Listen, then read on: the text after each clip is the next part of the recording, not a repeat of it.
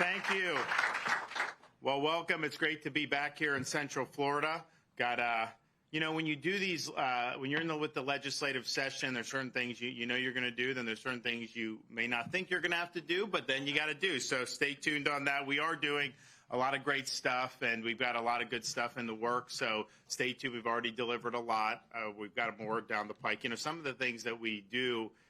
So we're doing this thing in Florida saying we're not going to allow a central bank digital currency in our state. If you've heard of this, it's basically a proposal, and it's not there yet, but you could tell when they're planning these things. And so, I said we don't want that here. Basically, they want the Federal Reserve to have this. They want to eliminate other types of cryptocurrency, and eventually, I think, move to a cashless society, and then they would obviously have oversight over your transactions, have the ability to impose things like social credit scores, and that's not like an insight unique to me. I mean, people have said this is potentially something that could be abused, and so we talked about, hey, we want to do this in Florida. Well, I'll tell you what. I mean, these corporate media outlets, they're so upset about this, and they're all doing the same thing. And when you see that behavior, you know you're over the target with this. So we're going to be able to do. They don't have the authority to do this unilaterally, but if they try, we'll have protections here in Florida. And of course, Congress should not ever support anything such as that. So that's just one example. We believe in actually getting ahead of this stuff, and so that's what we're doing. Now here is an example of something we didn't necessarily think we would be needing to do, but it's something that we have to do. We have a government of laws, it said, not a government of men, and that includes the law being superior to big corporations, even corporations as big and powerful as Walt Disney Company. They are not superior to the laws that are enacted by the people of the state of Florida. And if you remember 2022, we had a special session of the Florida legislature. Commissioner Simpson was the Senate president at the time. Some of these members were there, where we said, this idea of one corporation having its own government in Central Florida is something that is no longer in the best interest of the state of Florida. So we put down the marker that we were going to be going in a different direction, and a lot of people didn't think that would be anything that would even be possible, given how much heft and how much power that this one company had withstood. And so, my mantra was, you're not going to have Disney have its own government in Central Florida. They're going to live under the same laws as everybody else, pay their fair share of taxes, and honor the debts that they've accumulated over these years. And so we then had to, as we were getting into this calendar year, put the finishing touches on, okay, what does that look like? How do you bring that vision into a reality? And there were certain things you could have done. I mean, for example, could have just said, just dissolve the district and let the local governments take it. The problem with that is, the local government here in Orange County was very clear. If they had to assume the bonds, they were going to raise people's taxes, and that was totally unacceptable. We're not going to make people in Central Florida pay taxes for Disney's debts. And then we also just weren't sure how they would even manage this. They may just cede back control to Disney. We didn't know. So we felt it was better to put a state control board over this district, be able to ensure accountability, all the things that I outlined, but also make sure that the debts were being paid by the corporation that racked them up. And so that was done. It allowed us to have the state now in charge of this special district with 5 members that were appointed by the governor. And that was done, passed, signed. While that was happening, Disney did basically special deals to circumvent that whole process. And so they controlled the board. So it's basically like a legal fiction. They negotiated with themselves to give themselves the ability to maintain their self-governing status. Now, that's in direct defiance of the will of the people of Florida. I mean, we started on this course in 2022. This was an issue in the election, both for the legislature and for governor in this area. I was very clear where I stood. We were criticized for taking that position. We were criticized by the media, who always said self-government was bad for Disney. They always opposed it. Then because I was the one that took it out, then they switched and they said that we should support Disney. But that's just their partisanship. But the reality is, this was something that was litigated. This is something that the voters understood. And not only did the legislature come back in ways that vindicated our position, we won big. And, we did better in Central Florida, Republicans done in a long time, including areas that have a lot of employees of Disney, like Osceola County. So the reality is, clearly that's the direction we were going to go. No more self-government. And they just didn't care. I mean, they thought that they could create some type of development agreements that would essentially render everything that we did null and void and put them in control in perpetuity for this. Well, that's not going to work. That's not going to fly. Now, the agreements themselves have a plethora of legal infirmities that render them void anyways. And I think that the board, our state board that meets again on Wednesday, I think that they will find as such, and I fully expect them to take the board out of those agreements. However, even if that weren't the case, Chapter 163, Section 3241 of the Florida statutes provides the legislature with the authority to revoke development agreements in this exact type of instance. And so I've worked with both leaders of the House and Senate. There is a bill that will be put out in the Florida legislature that will make sure that the agreements purported to be entered into by Disney are revoked, and the people's will is established and is upheld. And that is something that's very important.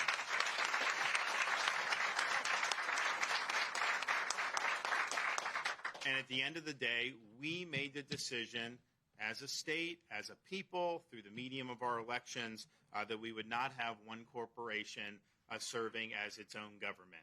That's not good government, and it's not something that we want to entertain in Florida any longer. And whatever rationale there was 60 years ago to do that, clearly now we're in a much different era as a state. We've got a lot of competitors that are treated differently, a lot of businesses and individuals treated differently, so we don't want to do that. So we want to make sure that Disney lives under the same laws as everybody else. And some of that has already been underway. Once the state board took over, we began mobilizing state agencies to ensure that Disney's following the same rules. Building inspection, safety, all these other things that they were exempt from when everybody else has to follow. Now, if these are not good laws, then everyone should be exempt. You shouldn't just say one corporation should be exempt. So that's already been done. We're also working with the legislature. We expect the legislature to provide a legislative amendment, a provision. This monorail is exempt. They exempted the monorail from any safety standards or inspections, so they're going to go and make sure that the monorail is subject to oversight, just like everything else would be in the state of Florida. And Commissioner Simpson will talk a little bit more about what the Department of Agriculture and Consumer Services do, but they have oversight over amusement park safety, generally speaking, except Disney's been carved out of that over the years. Well, now they're back in the game, so they're going to make sure that that's done. So it's just very important that we have uniform applicability of the laws, and to be able to circumvent this stuff provides one company with a competitive advantage. We don't think that that's right. We also, so the board is going to meet on Wednesday, and we anticipate that they will be tackling a lot of other issues to ensure that our vision is upheld with respect to this district. One of the things they tried to do was put restrictive covenants on the land that the district owns. So if you look at this whole special district, Walt Disney Corporation obviously owns a lot of it, but the district owns other land. And, quite frankly, I wasn't even thinking about that land. This was not something that was really important one way or another. We just wanted them to live under the same rules, pay the debt, pay the taxes, all that stuff. Oh, but come to think of it, now people are like, well, what should we do with this land? And so, it's like, okay, kids. People have said, maybe have maybe create a state park, maybe try to do more amusement parks. Someone even said, maybe you need another state prison. Who knows? I just think that the possibilities are endless, and so that is now going to be analyzed to see what would make the most sense, and that wasn't necessarily even on the radar. I anticipate the board is also going to look at some of the infrastructure here, like the utilities, and then ask the question: would it be better to sell that utility from the district to maybe a private entity who can operate it more efficiently. Maybe the district would save some money on this and could put that towards paying down the bonds and the debts. So I know that'll be something there. One of the things I said from the very beginning that I know the board is interested in is we've got these first responders, but they've really had no one that they could talk to about any type of grievance procedures or pay. So we think that you want to have pay increases for the first responders here in the district, and I think they can get that done.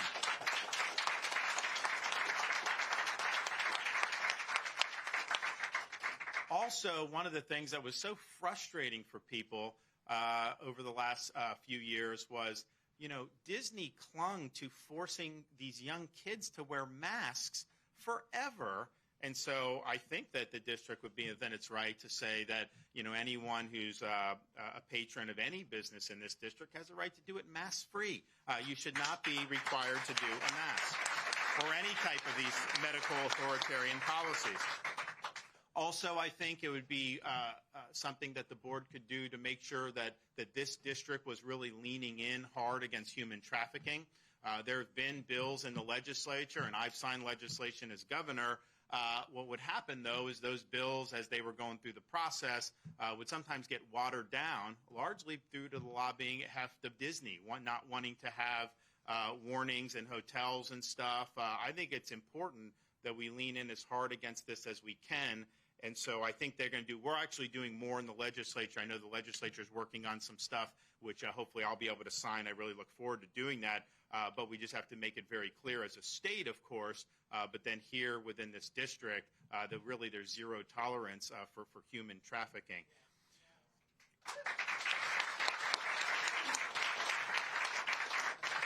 Another thing I think the board very well may look at is how much is this property worth? I mean, basically, you had a situation where the company could appraise its own property. I mean, imagine if you could appraise your own property. Would you appraise it too high or too low? Of course, you're going to do it too lower. So in terms of the taxes, so they're going to be able to get that done and I think get a more honest assessment about that. They also have the ability, when you're looking at paying these debts off, there's about close to $1 billion, I think, in unsecured debt, and we'd like to get that debt paid off as quickly as possible. Of course, it's not going to be paid by taxpayers outside of this district, so you got to figure out how you're going to do that. They can definitely look at the millage rate in terms of the millage that's being applied to property taxes and taking whatever revenue you're getting and just accelerating that debt payment. Because once that debt's extinguished, it makes it a lot easier to be able to deal with everything.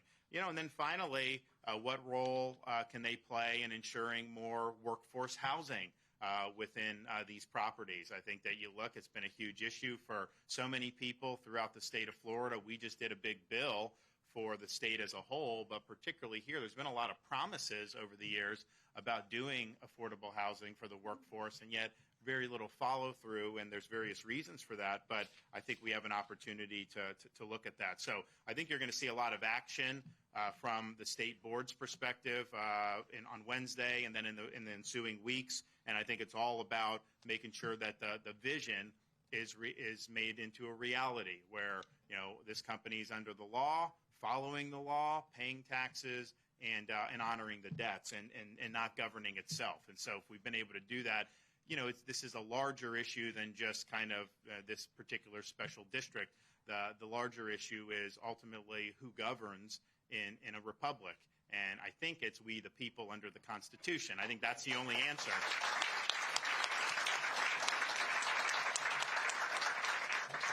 And when you have, entities that kind of step out of that and put themselves above it, I don't think it's healthy, period. And so this is very, very important. And if you look, we have in Florida, I know there's a lot of national economic problems. We still have inflation.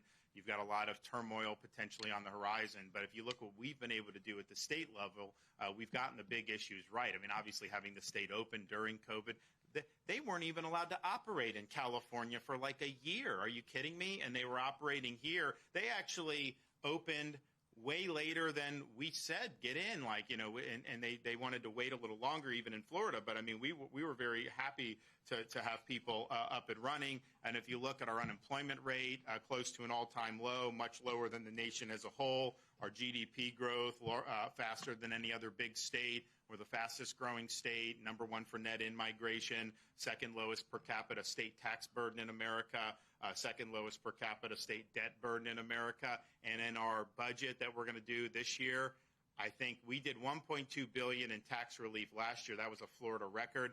They may do twice that. They may get up to $2.5 billion this year. That's a huge benefit for a lot of folks throughout the state of Florida. And we're also, I had proposed, and I think the legislature is going to adopt, we have very low debt as a state. Our economy's over $1 trillion. Our debt's about $20 billion. But because we have a big surplus, can we make more mileage on that? So we actually are going to launch, probably it'll be in the budget, a accelerated debt repayment program.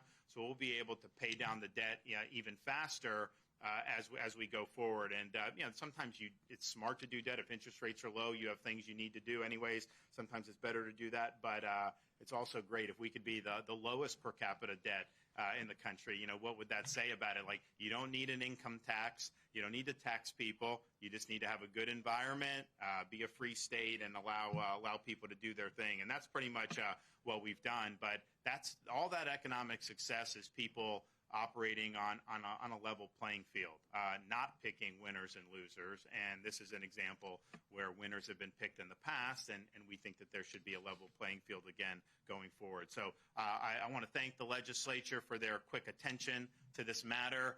When this was first reported, there was a lot of misinformation put out there. We understood that, but we also wanted to make sure we were working with them very tightly and that we were being able to have appropriate legislative response in addition to the response that the control board would do. So now we're going to hear from some other folks. So Senator or Commissioner Simpson, you're up.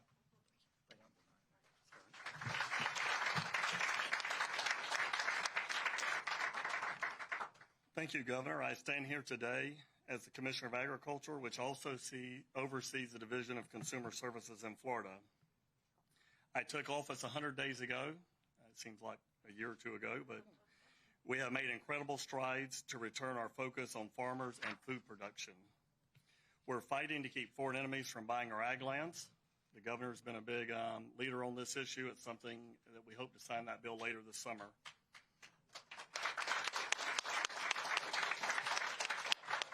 We are building on our wildlife corridors through the Rural and Family Lands program to keep land in the hands of farmers rather than developers. We are keeping taxes low for farmers so they are not priced out of food production. Living in the free state of Florida starts with living, and you cannot live without farmers and food. But this office does a whole lot more than just fight for our farmers. We also have a significant role in protecting consumers, and I stand here today in support of this legislation that will allow my department to conduct inspections when someone is seriously injured on an amusement ride. Thankfully, it doesn't happen that often in Florida, but when it does, we have a duty to inspect and decide whether a ride can safely reopen. We do that across the board for amusement rides everywhere except large theme parks. Where a person is injured should not determine how the state responds. Everyone should have to play by the same rules. This change proposed by the legislature and the governor makes sense. As a businessman and a farmer, I have endured meaningless bureaucracy and unnecessary government interference. Fighting back is one of the reasons I ran for office. But there is a legitimate role for government in public safety and security. I believe this proposal strikes that important balance. To the governor, the legislature, and the consumers of Florida, we can handle this assignment, and we're ready to take up this task, Governor. Thank you. Brad.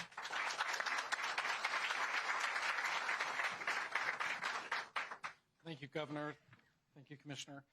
It's an honor to be here with you guys today this afternoon. I'm going to be brief. As the original bill sponsor of the bill that put this in place, we're here today because the legislature took that action to ensure that all companies were on the same level playing field and had the same rules. No company should be able to build a stadium, a nuclear power plant, or most troubling, have eminent domain and be able to take someone's property without any kind of state oversight. And that's what that bill did. You know, we talk about the legislative process and what we went through. There was a lot of time, a lot of staff time put in this process, a lot of reading done, a lot of people looking into how we make this work. You know, our number one priority as any elected official is always public safety, and we do that. But we also wanted to ensure, as the governor said all along, that none of the citizens of Osceola or Orange County would ever be responsible for that debt, and we did that. Unlike some of the media that's probably here today that tried to report and say we did not do that, and it was going to happen, and $2,000 on your tax bill a year, let me look you straight in the camera and say you were wrong. It's not happening.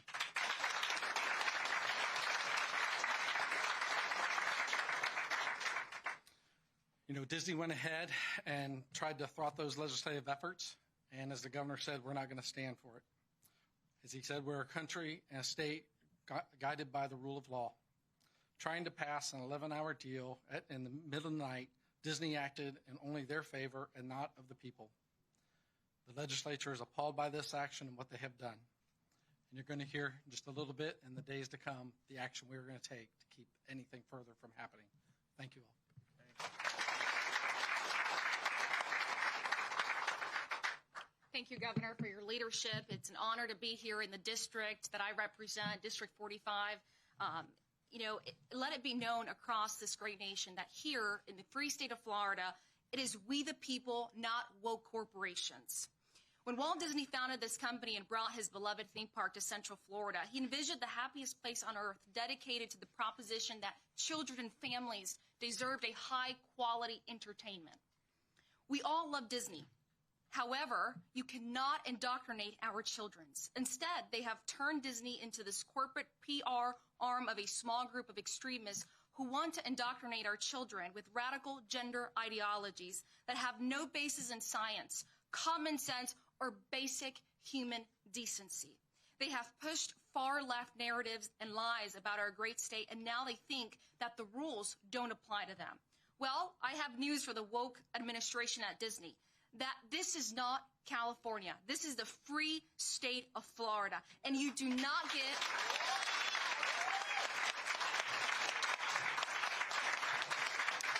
And in Florida, you do not get to indoctrinate our kids or write your own rules.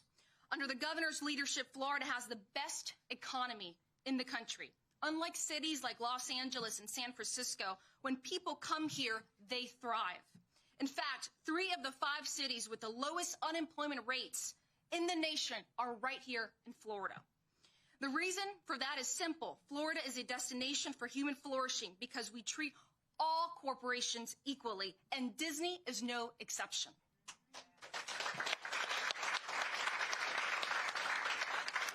It is time for Disney executives to have a sober conversation and retake the company from the radical ideologies that have hijacked it. You are in the business of entertaining children and families. You are not in the business of social re-engineering or promoting radical political ideologies. And if you think you are, we have good news for you. As our great governor has said, Florida is the place where woke goes to die. Thank you.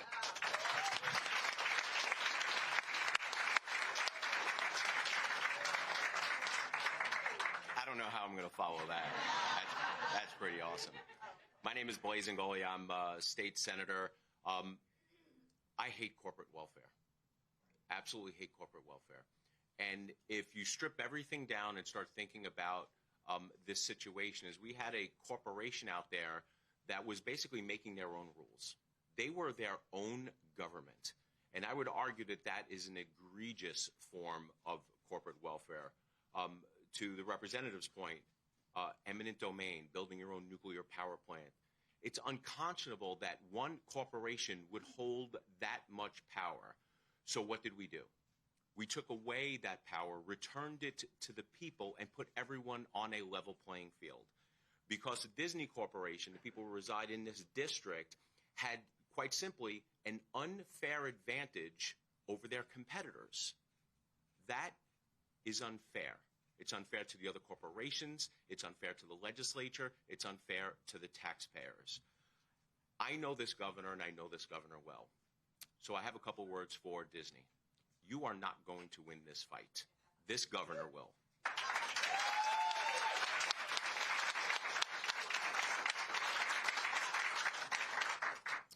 one word of advice to Disney Corporation going forward. Just let it go. Let it go. That's it. Thank you, Governor.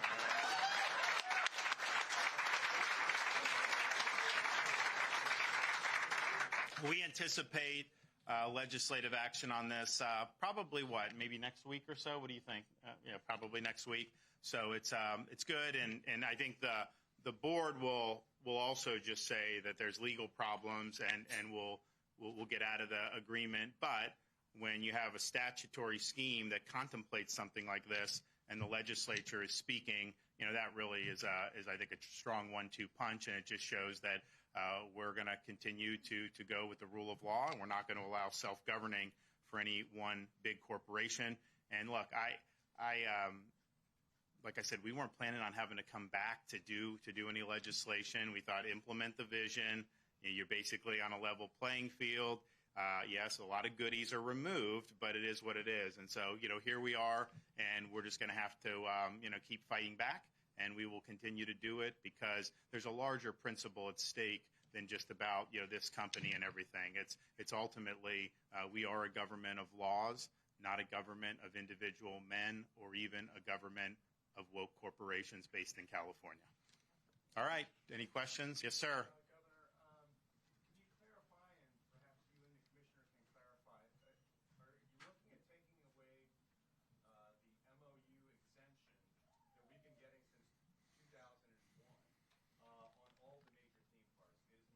I think it's going to be, and this is a legislative question, but I think what the legislature is going to do is apply that to special districts. Yep. Governor, can you tell me, are you surprised that former President Trump lined up 9 Senate Republicans? Look, this is a big announcement. Honestly, you're asking me about political process. Why don't we focus on this issue at hand? Yes, sir. Back to Ag and Consumer Services, it sounded like you were saying it would be injuries.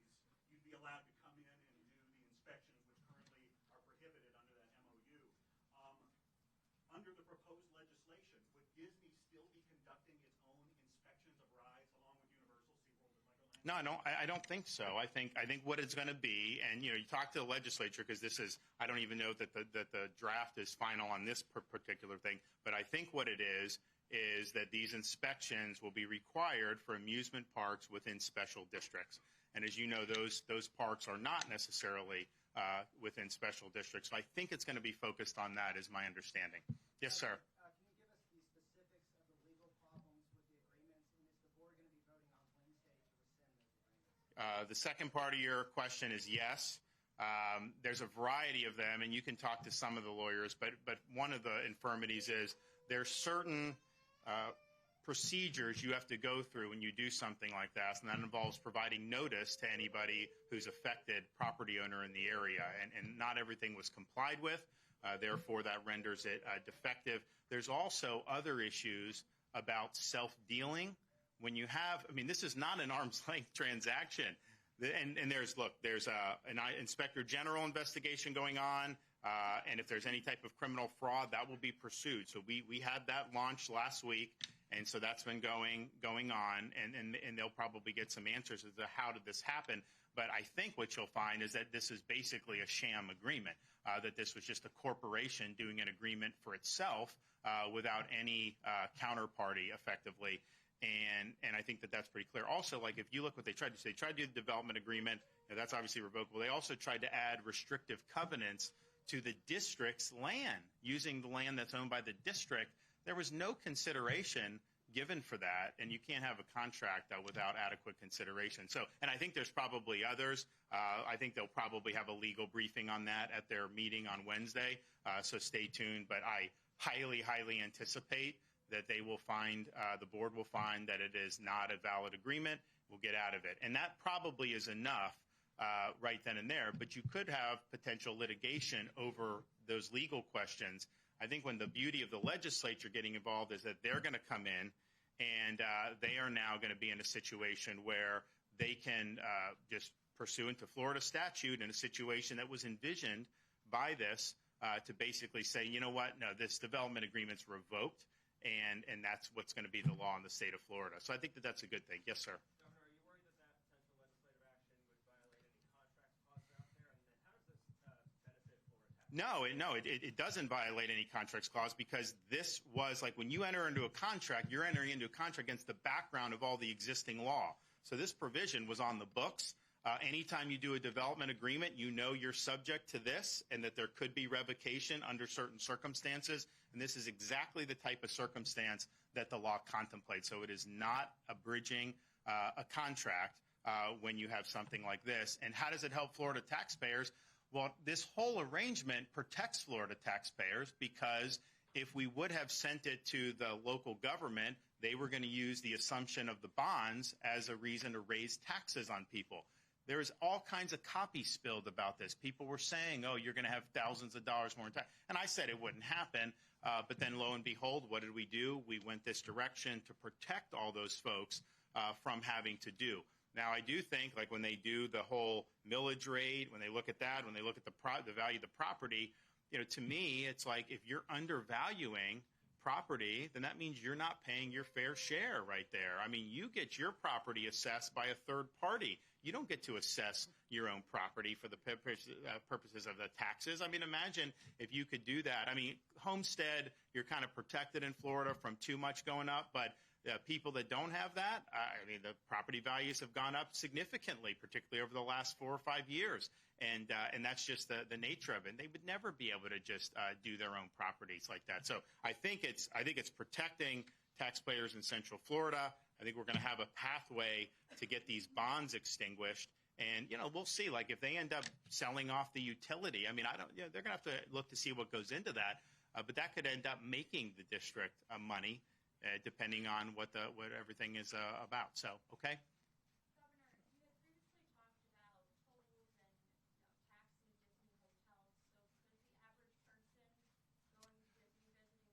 So what we were referencing is not necessarily that the legislature would impose those taxes, but that they would arm the district with the ability, because actually the old district did have the authority to do toll roads. We took it out in the February legislation, but then we thought, you know what, maybe you would do. But then I told myself, I said, well, I wouldn't apply that to Florida residents. But then if you don't apply it to Florida residents, can you do it?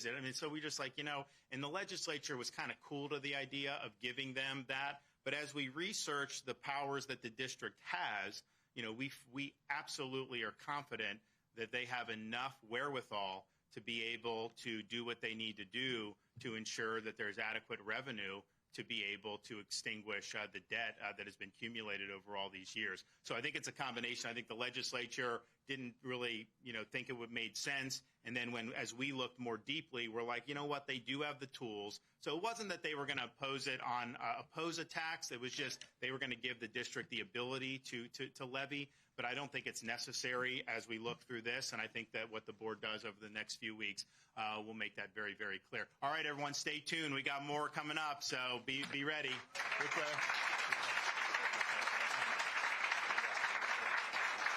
See you on the water.